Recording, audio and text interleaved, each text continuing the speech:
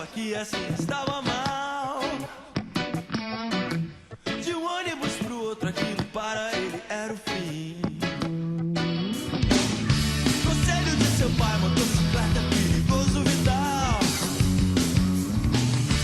É duro te negar, filho, mas isso dói bem mais em mim. Mas então comprou a moto e passou a se sentir total. Sentir total. Vital e sua moto, mas viviam feliz. Corria e viajava, era sensacional. A vida em duas rodas era tudo que ele sempre quis.